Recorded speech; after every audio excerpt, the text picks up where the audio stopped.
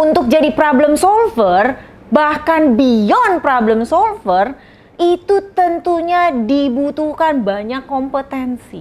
Kita nggak bisa menjadi problem solver kalau kita tidak memiliki banyak kompetensi, banyak kemampuan. Kemampuan-kemampuan apa yang harus kita tingkatkan? Yang pertama adalah know yourself. Bagaimana kita harus tahu kita ini siapa. Bagaimana kita harus tahu apa yang kita kehendaki. Bagaimana mimpi kita ke depan. Apa yang sekarang kita lakukan. Bagaimana cara komunikasi saya. Itu adalah know yourself. Jadi kita harus tahu siapa diri kita. Kita harus tahu kita hendak kemana. Kemudian yang kedua. Yang kedua adalah kita harus terus-menerus menambahkan ilmu dan pengetahuan kita. Saya sebagai seorang sales misalnya, apa yang harus dikembangkan? Nggak hanya cuman sales, nggak hanya bagaimana kita mencapai target dengan baik, itu adalah satu keharusan, tetapi juga ditambahkan pengetahuan. Misalnya, nggak nyambung.com adalah film Korea, drakor. Kenapa? Karena nasabah kita misalnya, atau klien kita, atau pasangan kita suka dengan drakor. Nanti ditanya, drakor apaan sih? Kira-kira kita akan ditinggal atau kita dianggap handal? Kita akan ditinggal karena kita banyak nggak taunya. Oh, kok bisa? Kok saya nggak tahu?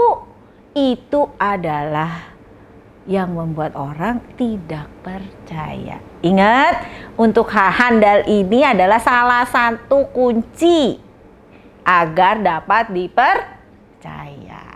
Sehingga apa tadi? Yang paling sederhana lah drakor. Kedua, baca setiap hari 1 jam, luangkan waktu.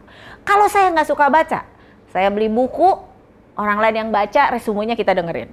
Atau kita bisa bicara dengan mentor, diskusi dan bicara sama orang-orang yang pengetahuannya berbeda. Jadi mau nggak mau saya memberikan pengetahuannya pada teman-teman kita dan teman kita memberikan pengetahuannya kepada kita. Jadi akhirnya ilmu kita sama-sama meningkat. Dan juga bisa juga kan kita sekarang era dengan era sekarang digital, kita bisa nggak harus di tempat yang sama diskusi. Kita bisa Skype, kita bisa video call. Kita bisa menggunakan aplikasi lain yang memudahkan kita, ya. Sehingga baik itu di negara lain, di negara sendiri atau di kota lain bahkan itu bisa dalam waktu yang sama berkomunikasi dan menambah ilmu. Mudah bukan? Kemudian komunikasi. Kita punya ilmunya, tapi kita nggak bisa mengkomunikasikannya. Pada saat saya ngomong, orang lain nggak ada yang mau mendengarkan karena bicara kita datar. Karena bicara kita mau menang sendiri. Karena kadang kita pendiam. Kita pintar. Orang lain gak ada yang tahu loh kalau kita pintar. Jadi kita harus sebagai orang yang pasif, maka Anda tambahkan pengetahuan terus-menerus. Maka pada saat Anda punya pengetahuan, otomatis kita akan bicara. Yes? Demikian juga orang yang agresif. Orang yang agresif, mudah marah, mengintimidasi, tapi saat dia atau lawan bicaranya pengetahuannya lebih baik, maka dia akan malu sendiri. Maka si agresif ini dia tambahkan pengetahuan, maka dia komunikasinya menjadi lebih tenang. Itu disebut confidence. Confidence merupakan cara komunikasi yang asertif. Asertif itu apa? Kita bicara secara confidence, bukan secara pasif, bukan juga secara agresif, tetapi secara confidence yang menghasilkan win-win solution. Win-win solution. Semua menang, bukan kalah menang. Bukan Anda kalah, saya menang. Bukan saya kalah, Anda menang. Tetapi Anda menang, maka otomatis saya pun menang. Nah, caranya gimana sih untuk bisa asertif komunikasi? Kita pakai telinga kita. Tuhan Yang Maha Esa menciptakan 2 telinga, 1 mulut. Artinya, banyaklah mendengar atau 2 kali lebih lipat mendengar, 2 kali lipat mendengar daripada berbicara. Saya kasih caranya. Adalah yang sering sekali kita dengar. 5W, 1H.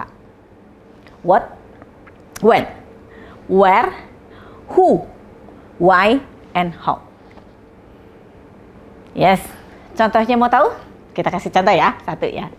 Misalnya, kalau kita ketemu teman kita yang sukses jadi pengusaha, maka agar terjadi komunikasi asertif, kita akan bertanya, apa yang membuat Anda sukses, friends? Anda yang membuat Anda sukses, guys? Dia akan menjawab yes or not. Tidak. Tetapi dia akan menjawab dengan bercerita. Jadi disitulah kuping kita mendengar, tetapi kita bicara dengan 1 pertanyaan. Maka lawan bicara kita akan bicara banyak dan kita akan mendapatkan banyak informasi. Ya, dengan komunikasi yang asertif, dengan open question, 5W 1H, open question, pertanyaan terbuka, yang jawabannya adalah bercerita, membuat kita banyak pengetahuan, sehingga lawan bicara kita, nasabah kita, klien kita senang dia bercerita didengarkan. Oke? Tertarik bukan? Yes. Jadi kita disukai. Kemudian kita juga komunikasi nggak bisa asal ngomong sekarang. Dengan adanya teknologi, dengan adanya digital, memudahkan orang cari bukti bahwa kalau kita bicara tanpa data, orang akan melihat dan mencarinya di digital kita. Di Google bisa, atau di Wikipedia atau lainnya. Atau data-data lainnya dari sumber-sumber lainnya. Nah, maka agar kita menjadi problem solver, bicara itu selalu punya data. Kalau saya seorang sales, tadi juga disampaikan, saya punya data 5 tahun yang lalu pencapaian saya. Dan kita juga, kalau saya sebagai analis, researcher, apalagi itu, data itu penting 5 tahun sebelumnya atau bahkan di kondisi saat ini. Jadi kita harus up to date. Kita punya data pada waktu tertentu. Kita punya data terkini. Sehingga apapun yang dibicarakan dengan topik tertentu, maka kita mampu menyampaikannya secara confidence. Ternyata jadi handal itu harus terus sampai kapanpun, kita tidak pernah berhenti bicara. Kalau saya boleh mengutip kata Steve Jobs, stay foolish, stay hungry.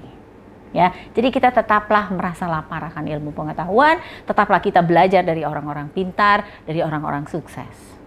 Nah, untuk belajar itu maka yang jadi kunci terakhir dan yang paling ampuh adalah latihan. Sebagai orang yang pasif, bagaimana saya bisa bicara? Di depan kaca minimal.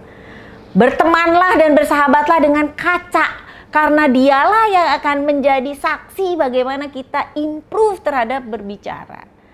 Dari membaca, bikin resume, bicara.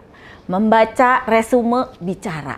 Kemudian ada masalah, dari yang kita baca, bikin solusi A, solusi B, solusi C. Sampai akhirnya kita menjadi problem solver. Kita menjadi beyond problem solver.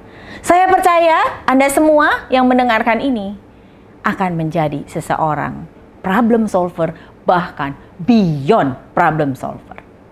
Dengan apa? Asertif komunikasi, kenali diri dengan benar apa yang kita mau, bicaralah dengan data, latihan, latihan, latihan. Maka Anda tahu apa yang Anda mau, Anda tahu bagaimana prosesnya, Anda tahu gimana monitoringnya, dan pasti Anda tahu hasilnya seperti apa. Bahkan klien bisa puas dengan hasil yang kita berikan padanya. Karena apa? Melebihi daripada yang diharapkan. Saya percaya Anda mampu beyond problem solver. Terima kasih.